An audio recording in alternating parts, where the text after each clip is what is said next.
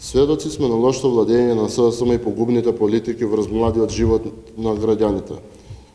Нашите колеги живеат во субстандардни услови во студентските домови, немаат екзистенцијални услови.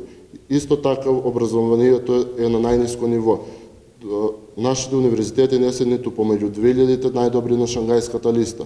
За погубните политики на СДСМ свесно и нивното членство. Затоа во Куманово, како пример ќе го дадеме напуштањето од функцијата на председател на СДМ Мартин Захариев и заменување во странство по потрага по подобри услови за живот и екзистенцијални услови.